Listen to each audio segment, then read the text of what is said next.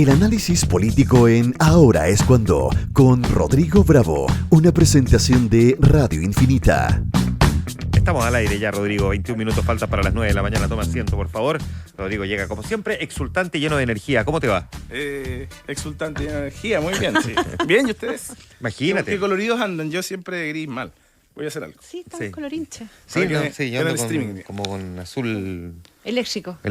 Azulino le llaman. Sí, pues que... Total, antes que suba la cuenta de la luz.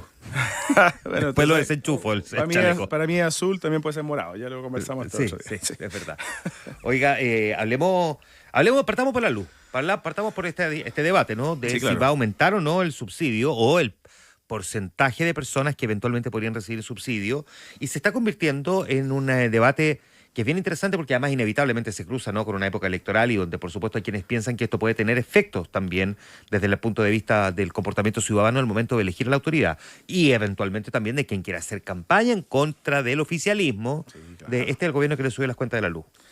Es bien complicado para la moneda enfrentar este tema. Uno, desde la seriedad y desde los números, creo que no hay ninguna duda que el frenazo de esto el año 2022 trae sus consecuencias. Sí, claro. Tiene sus consecuencias.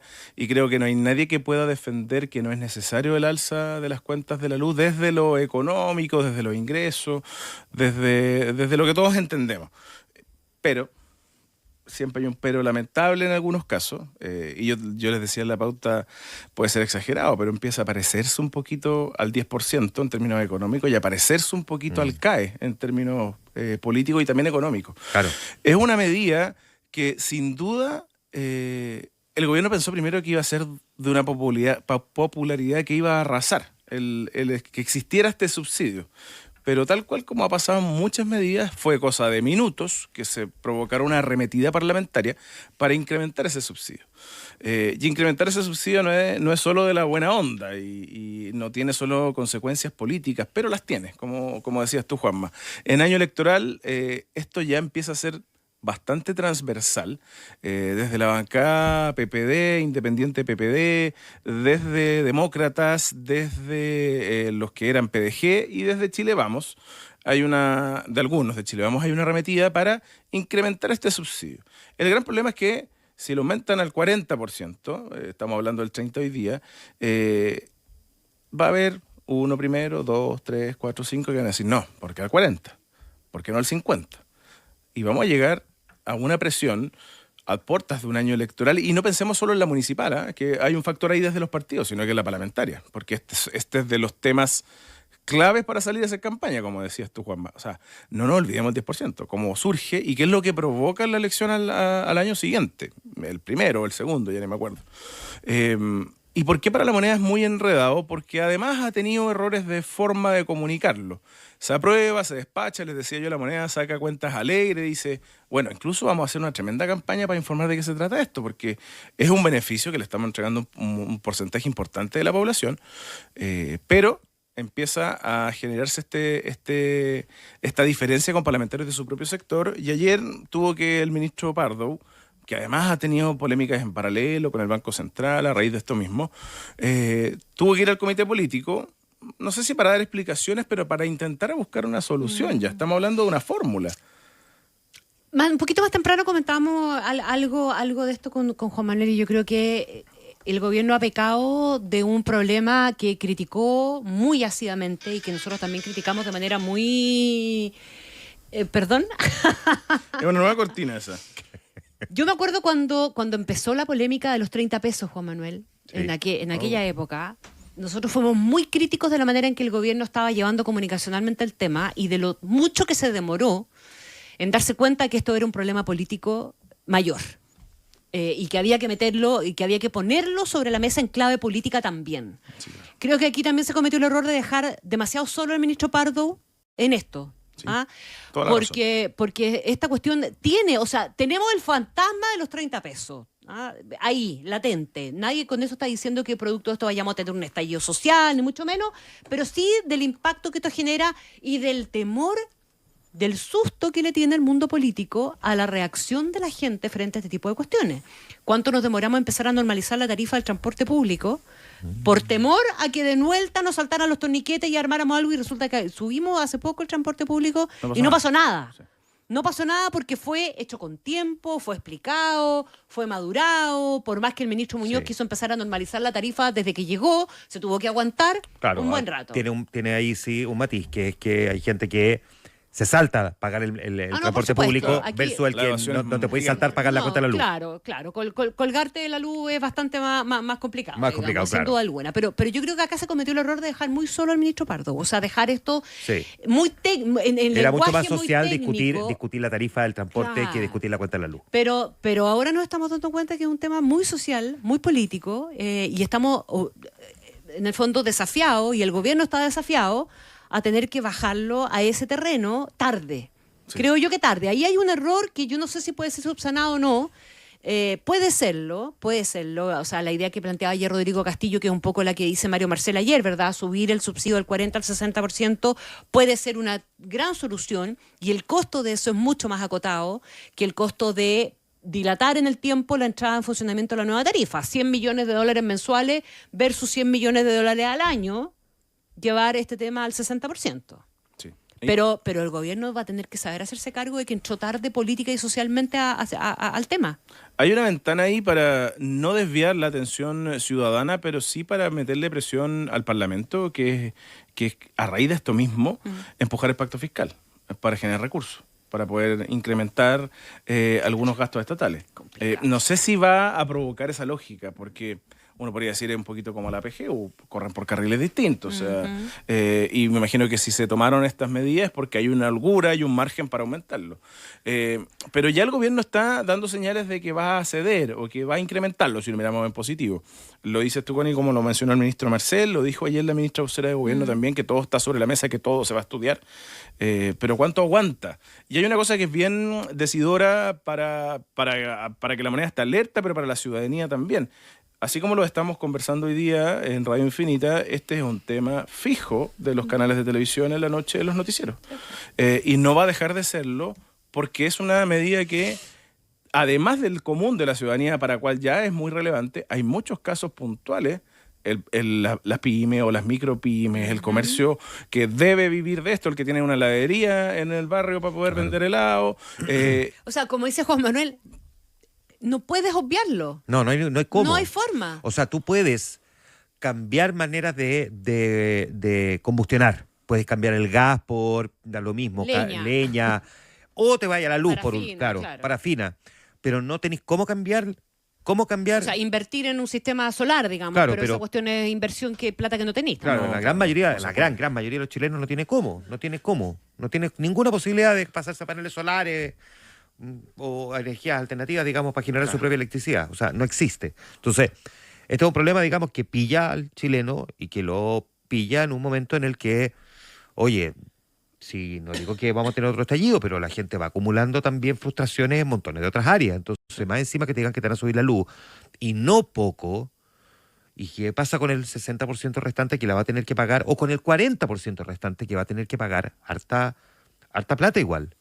Si eso le pega a todo el mundo. Sin duda. Incluso el que tiene plata, igual le pega. Claro. Porque el que tiene plata, hay que decir que el que tiene plata tiene menos plata que la que tenía hace 2 años. Por supuesto. Y el gasto en luz es gigante en casi todas las casas. Hay un error, sí, creo, desde la oposición, de politizarlo de la manera más burda, que es llevar esto a una acusación constitucional. Una interpelación. Yo alguna vez que sería bueno que se normalizaran las interpelaciones, pero en nuestro país tienen una connotación. Yo me corrijo, la interpelación a mí me parece una instancia que es razonable. Lo que pasa es que tiene una connotación, como tú dices, que juicio, es ridícula. Es ridículo, y siempre es como la antesala para presentar una acusación constitucional, que ya sabemos la historia que tiene la oposición en este gobierno presentando. Ahora, me parece verdad que los parlamentarios interpelando al ministro cuando los parlamentarios aprobaron el proyecto también es un poco... Claro, las patitas. Sí, hay que tener mucha personalidad para eso. Es verdad. Y se apoyó casi, o sea, con un gran respaldo. ¿No? Sí, pues. Lo va a interpelar, ¿por qué? Porque comunicacionalmente no le informó a la ciudadanía como correspondía, porque no le avisó a Rosana Acosta para que leyera bien la ley. O sea, ¿de qué lo van a interpelar? ¿Para qué? Porque la interpelación tiene esta sensación de no nos alcanzan los votos para una acusación constitucional, entonces nos vamos al paso previo. Que es como ministro, lo tenemos en el ojo. Y es bien tragicómico el reglamento de la Cámara, porque si no me equivoco, yo antes me sabía de memoria esto cuando hacía Congreso, pero son 40 firmas para poder interpelar y 10 para poder presentar una acusación. Exacto. Entonces es bien paradójico al final. Yo creo que quizás lo que apunta Chile Vamos es que el ministro Pardow no ha sido particularmente un vocero exitoso ni en la campaña del presidente Boric, ni en sus primeros meses como ministro. Ahora, durante los últimos días ha tenido una exposición mediática bastante más relevante o intensa a raíz de esto mismo y lo ha hecho bien. Salvo el entrevero un poco artificial con la presidenta del Banco Central, Exacto. Rosana Costa. Digo artificial porque sí, nunca dijo lo que dicen que dijo. Sí. Ahora, ¿este es un gallito entre Pardow y Marcel? Como también lo intentan plantear desde la oposición. No creo. Entregue más recursos, ministro, porque yo tengo la presión del Frente Amplio. No olvidemos que Diego Pardow es militante de Convergencia Social y ha sostenido reuniones transversalmente con distintos sectores políticos, pero hay una presión de sectores del gobierno y en particular del Frente Amplio para que esto crezca. Mira, si es que esta cuestión también se juega, o sea, yo veo bien difícil que Mario Marcel no pispara que esto venía así. Y si tú hubieras puesto el 60% de subsidio en la ley, digamos, estaríamos yendo por el 80%. Eso es cierto. Lógico. Yo creo que ahí no hay límites, lamentablemente. Y mientras más se extienda esto, más impacto ciudadano y más presión política. Sí. Ahora, Marcelo igual dejó abierta una puerta cuando él mismo salió a comentar el informe de política monetaria, que al menos llama la atención que un expresidente del Banco Central, sabiendo lo que significa que te comenten el IPOM, como ministro de Hacienda, comenta el IPOM diciendo que en estricto rigor no debiese, que tiene un matiz con las presiones inflacionarias, que posterga nuestro objetivo de alcanzar el rango meta del 3% al 2026. Y él plantea que vamos a tener disminución en otras áreas, por lo tanto no debiese ser tanto, y queda como la idea de que cuestiona el IPOM. Entonces también Mario Marcel quedó puesto, digamos, frente a frente a la actual presidenta del Banco Central. Eso pasó bastante colado, digamos. Claro, sí, la crítica se fue por otro lado. Oye, y ya que estamos en estas discusiones frente a frente, Evelyn Matei, Manuel Monsalve. Yo todavía no logro entender la estrategia, si es que la hay, por parte de la que probablemente va a ser la candidata presidencial de Chile Vamos. Esto parte la semana pasada, breve resumen, en el homenaje al presidente Sebastián Piñera, en el marco de un seminario latinoamericano, en el marco de una discusión por crimen organizado y seguridad. Claro. Que la alcaldesa de Providencia menciona el vínculo del narcotráfico con la política. De manera explícita, tal cual, sin entregar, por supuesto, más antecedentes. Pasa un día, viene aquí a los estudios de Radio Romántica, un poquito más arriba, acá en un piso más, y dice que hay candidatos que no hay duda de ciertos candidatos que tienen campañas millonarias y políticos que viven como rey y que nadie sabe de dónde sacan los recursos. Cuando se le pedían nombres, Rodrigo Sepúlveda le pregunta, ella no los menciona. No me corresponde a mí. El gobierno, en una primera instancia, creo que apunta bien a encajonar a la centro-derecha e intentar hacerle un jaque respecto al secreto bancario, que ha sido un proyecto que en varias oportunidades ha tenido un frenazo por parte de la oposición y hoy día es parte de la Agencia de Responsabilidad Financiera que está ya discutiéndose en el Parlamento. La alcaldesa de Providencia reacciona a esto y creo que ahí sí le da una vuelta, al menos desde lo mediático, porque traspasa la discusión a un versus de Matei contra el gobierno. Y ella lo hace también explícito, diciendo que Monsalve es de las personas, no te lo parafraseo, pero las personas más hábiles que hay en el gobierno, más inteligentes. No puedo decir lo mismo del ministro Cordero. Y lo mete en la polémica y logra, desde lo comunicacional, digo yo, y lo político, que la moneda la enfrente, y lo hace el propio presidente Boric. En dos de sus discursos ayer, alude al secreto bancario en el primero y en el segundo a la responsabilidad y no a las frases rimbombantes, sobre todo cuando se habla en materia de seguridad.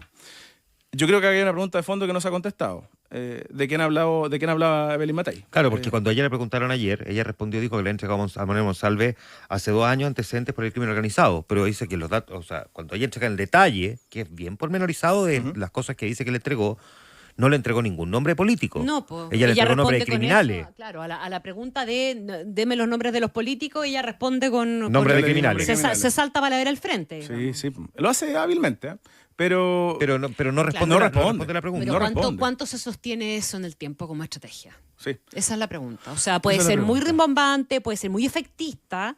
En su momento te puede ayudar a posicionarte también como no sé, guardiana de los temas de seguridad, crimen organizado, etcétera. Pero la sustancia queda puesta en duda. Es verdad. Es verdad, y eso a la larga pasa la cuenta. Y en medio de un despliegue municipal de campaña que está haciendo la alcaldesa Matei, que estuvo el fin de semana en Antofagasta, y me corrijo algo que dije ayer con Sacha Rasmilic, que es militante de Bópoli. Yo tenía entendido que era independiente de Cupóvile, pero es militante de Bópoli. Y en medio también de una tole-tole en términos municipales de gobernaciones que afecta a su liderazgo, o la puede afectar, al menos la va a involucrar, pero como decías tú, Connie, con este fantasma de este vínculo narcopolítica que todavía no está claro y que sin duda va a seguir siendo parte de las preguntas que se le van a hacer. Si disfrutaste este podcast, puedes escuchar el análisis político de Rodrigo Bravo en vivo de lunes a viernes a las 8:45 de la mañana por Radio Infinita 100.1 e infinita.cl.